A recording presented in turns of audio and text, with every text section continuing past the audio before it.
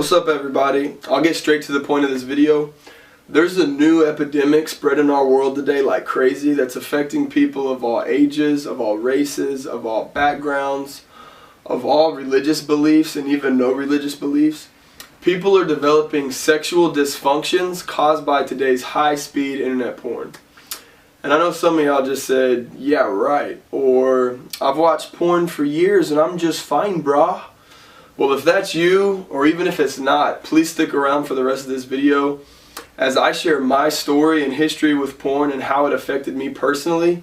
And I'm also going to get in some of the brain science of how porn's affecting us and how it can cause tons of sexual dysfunctions. So yeah, story time. My name's Gabe. I just turned 26 years old. Growing up, I had loving friends and family and just a really good support system. I never had any traumatic experience happen to me, and there was no history of addiction in my family. I was just a kid that loved life. I loved music and sports and hanging out with friends and family and just having fun. But around the age of 8, I was walking around my neighborhood and I found my first Playboy magazine. I still remember seeing that image of a naked girl for the first time and being completely captivated, mind blown by it. And immediately my new obsession and idol was sex. I wasn't a dumb kid, well, that's debatable. But I knew about masturbation, and right then at the age of 8 I started whacking it to pictures. 2 years passed, my family got cable TV, so that meant, I could stay up late at night watching MTV and BET booty shaking videos, and also like HBO softcore porn. And there was also this really creepy talk show with some old lady talking about sex positions and all sorts of crazy stuff. As a 10-year-old I was like, excellent.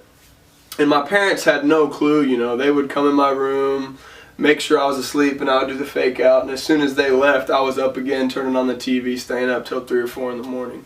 Fast forward 2 years, my family got high-speed internet.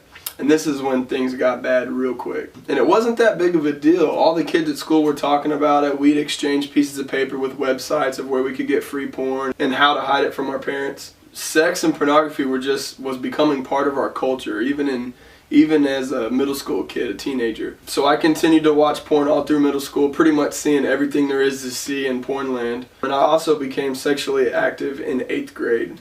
And I immediately began to treat girls as sex objects. Things continued through high school, and the high school that I went to was actually one of the first schools in the world where all the students were issued their own laptops. One of the first things the guys did was figure out how to play video games. The second thing was figure out how to get around the block so we could watch porn.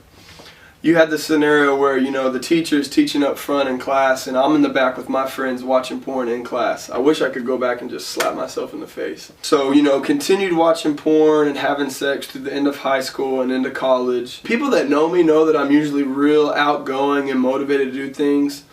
But that all began to change. My motivation to be successful, to grow up, get a good job, get married, and have a family all began to go down, and really I had no drive for life and no drive to be successful. But that didn't catch my attention. Something else caught my attention. I began to notice that it was getting more difficult to get turned on by girls in real life. Ultimately leading to a time where I went to have sex with a gorgeous girl and I could not get turned on at all. I knew I wasn't nervous and I didn't have any performance anxiety, and I knew it wasn't alcohol because I hadn't drank anything. I just simply couldn't get turned on no matter what we tried, and despite the fact I was really attracted to her and wanted to. So I freaked out. I was young and healthy and had no idea what was wrong with me. So I did what anyone would do, and I went to Google.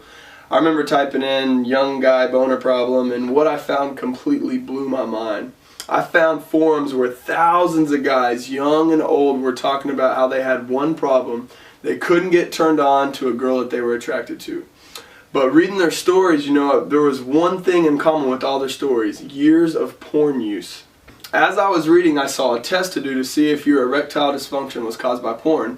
Step 1 was to see if you could get hard to your favorite porn, which I knew I could. Step 2 was see if you can get an erection to just touch alone. And I hadn't done this since I was like 14. So I ran to the bathroom and I tried it. I'm sitting there trying to get hard and I could not even get the slightest bit aroused.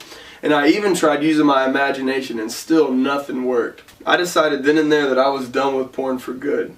And I saw that guys can typically recover in a few months of no porn. But now I wanted to know how this happens, and I found a great website, yourbrainonporn.com. I found out I had rewired my brain to get turned on by porn and a screen, and I had become desensitized to normal sexual stimulation. So now, without making your brain explode, I'm going to get into some of the science behind what porn is doing to our brains and how it can cause these sexual dysfunctions like I had. Everyone has what is known as a reward circuit deep in our brains. Its job is to get us to do things that are pleasurable and good for survival, and to avoid things that are painful and could cause death. Now, everything we do and all the decisions we make affect this reward circuit. Whether you do something or not, you're either wiring or unwiring your brain for it. The reward circuit is the engine in our brain that drives us, and a neurochemical called dopamine is the gas that makes it run.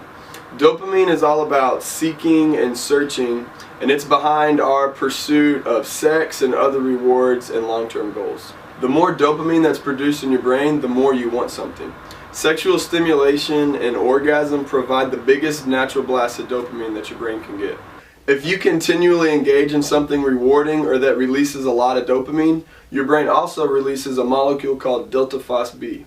Delta phos B's job is to wire up your brain's pathways to make you want something, basically forming a super memory of pleasure. In simple words, it makes you crave one thing over other things, raising the bar of what you want. This is one of the main brain changes that all addictions share and is known as sensitization. It is also a key part in porn-induced sexual dysfunctions because you're teaching your brain to get turned on by a screen and the need for novelty, shock, and surprise rather than a real woman. Okay, so to show y'all an illustration of what sensitization and the reward circuit look like, let's take a look at my highly technologically advanced informational board. Okay, this is your brain, and this right here is your reward circuit. And since we're talking about sexual excitement, I'm going to stay focused on that.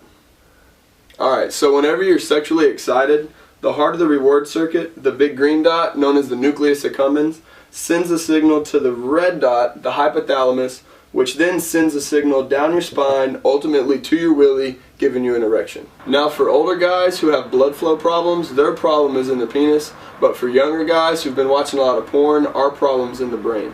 Alright, so let's look at what happens with sensitization. Remember, the more you do something, the deeper and stronger the pathway gets in your brain. So let's say this right here is a pathway for porn, and this right here is a neural pathway for a real woman. When a guy's watching porn a lot, his brain is wiring for porn and not a real woman. Also, the more shocking, surprising, or new something is, the more dopamine that's released. The more dopamine that's released in your reward circuit, the more delta phos B is released, ultimately leading to deeper and stronger pathways. Now, internet porn provides way more stimulation than a real girl because internet porn has a never-ending supply of new, shocking, and increasingly hardcore porn to watch. Over time, you eventually have a huge pathway or bacon strip in your brain, and a pathway to the real woman just can't compete. Alright, now you have this new, huge, sensitized pathway in your brain for porn use that gets activated by any cues or thoughts or anything related to it. And now you have a reward circuit that doesn't get too aroused by a real partner, but gets really aroused by porn use. Some guys can actually get an erection at first when going for sex with a real partner, but lose it either trying to penetrate or during sex because they've trained their brain to need constant hits of dopamine that internet porn provides by clicking and clicking to a new video. Any type of porn you watch is sexually conditioning your brain to get turned on by it. Over time, your sexual taste can change because as dopamine drops, you want to get back to that same high, so you click to something new, shocking, or more hardcore to get that same buzz. Whatever type of porn you're watching, you're wiring your brain for. So whether it's anal sex, or oral, or anything else that's fetish related, your brain's wiring for it when you're watching it. Now what's scary is teenage brains release way more dopamine and delta phos B and can wire more deeply and stronger than an adult brain. So the younger you start watching porn, the more deeply you're going to be wired for it, like I was. The good news is, if you avoid watching porn and any behavior that would reinforce those pathways, over time they'll weaken and go away. Now to the second brain change that happens when you're watching internet porn. You become desensitized. Desensitization means you develop a numbed response to all pleasure. When dopamine's too high for too long in your reward circuit, there's a receptor called a D2 receptor that actually reduces in number, and it becomes harder to hear dopamine's message to get excited. And when this happens, your ability to feel normal pleasure drops and you become numbed. Think of a gunshot going off in your ear. With too much noise, it becomes harder to hear normal sounds for a period of time. When you overstimulate your reward circuit with too much pleasure, it becomes harder to feel normal pleasure for a period of time. Once you're desensitized, you're going to crave more, and that sensitized pathway in your brain is the one thing that you think will give it to you. But in reality, that pathway is what led you to being numbed in the first place, and you start this cycle of craving more, experiencing more pleasure, and getting more numbed. Now the good news is your brain is highly changeable for your whole life. Those sensitized pathways can weaken as long as you avoid them, and that desensitized reward circuit can regain its sensitivity over time. With patience, support, a willingness to go through a little bit of pain to get better, recovery is possible. Once I gave up porn, I had no idea how long my reboot would take, but I knew that porn had jacked up my ability to get turned on by a real girl and completely perverted my view of sexuality. And how I lived selfishly really hit me hard. I had severe withdrawal of headaches, insomnia, anxiety attacks, and severe depression. But with months of patience and just knowing that I wasn't going back to porn, I was able to recover. My brain was wired really deep for porn because I started at such a young age. It took me around 9 months to recover, and I continued to see improvement for many months after that. I can say that today, without porn in my life, I'm more confident, more focused, I can concentrate better, I have more energy, more motivation, and overall my life is way more full of joy than it was with porn. I just want to encourage everyone watching this video to trust me as a guy who's watched a lot of porn, that it will never satisfy you and it will only jack up your brain. You never know how it's affecting you, so just give it up and see what happens. So yeah, to wrap this video up, this was a real simplified version of what happens in our brains when we watch porn, and a little brief synopsis of my story. If you guys have any questions or comments, feel free to post them. And also, please share this video. You never know who it might help or who needs to hear this. And to everyone that's out there rebooting, just know that our brains can change our entire lifetime. So as long as there's tomorrow, there's still hope. For more information on the brain science, check out yourbrainonporn.com.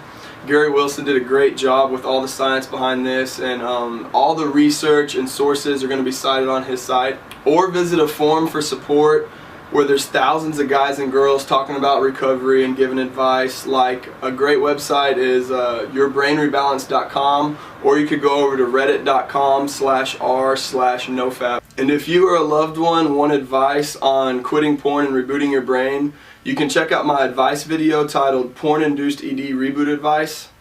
And I think that's about it. So yeah, much love. Bye.